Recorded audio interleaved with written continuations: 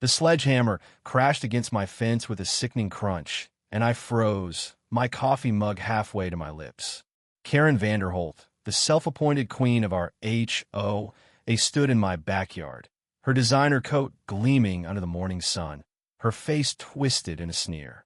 "This eyesore comes down today, Mark," she barked, gesturing at the sturdy cedar fence I'd built last summer. "It's blocking my view, and it's not regulation." Her voice dripped with entitlement, the kind that made your skin crawl. I'd heard rumors about Karen's venditaspity fines, snide remarks at meetings, but this was war. The fence wasn't just wood and nails. It was my sanctuary, built to keep out the wild boars that roamed the nearby woods. Our suburban enclave, tucked against a forest preserve, had a boar problem, and my fence was the only thing keeping my garden and my sanity intact. Karen didn't care. She wanted her unobstructed view of the trees, as if my backyard was her personal canvas.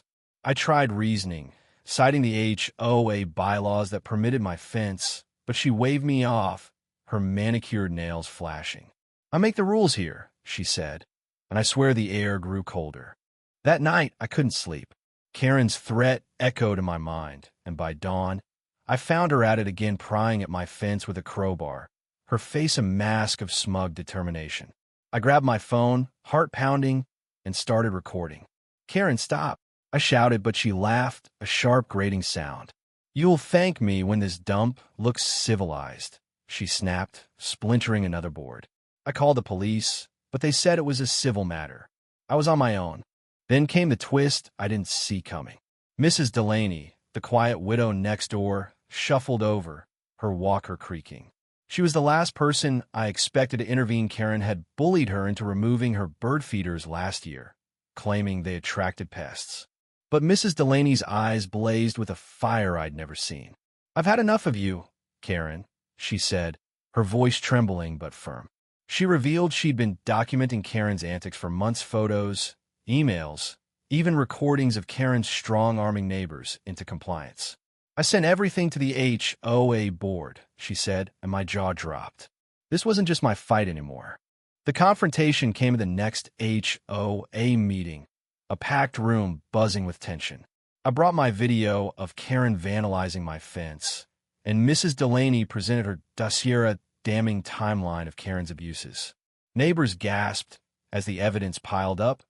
Karen finding a single mom for her kids' chalk drawings, Karen demanding a veteran remove his flagpole, Karen threatening to sue over a tacky mailbox.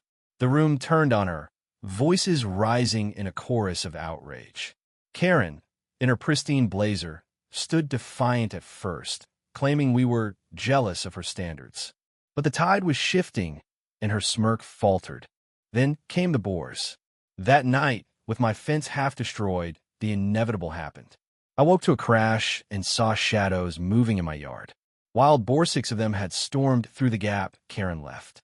They tore through my garden, uprooted her prized roses next door, and trampled the HOA's communal flower beds. By morning, the neighborhood looked like a war zone. Muddy hoof prints marred pristine lawns, and Karen's manicured backyard was a wreck.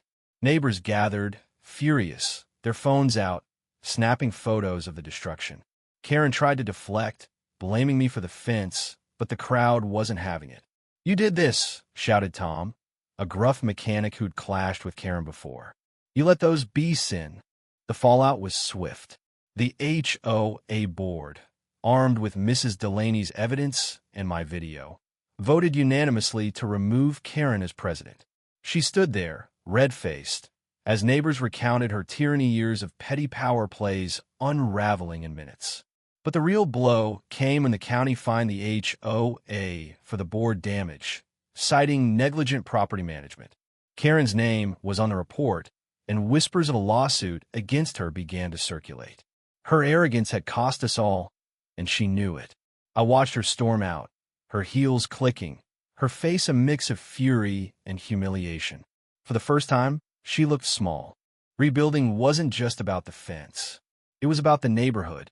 We rallied. Tom brought his truck, Mrs. Delaney organized a cleanup, and even the single mom Karen had targeted pitched in with her kids. We repaired the damage, replanted gardens, and fortified my fence stronger than before. The boars didn't come back, but the story did, spreading through the community like wildfire. Karen moved away a month later, her house sold at a loss. Some said she couldn't face the stairs. Others said she was dodging the lawsuit. Either way, she was gone. Looking back, it wasn't just about a fence or even the boars. It was about standing up to someone who thought they could bulldoze everyone else. Mrs. Delaney, with her quiet courage, showed me that even the smallest voice can spark change.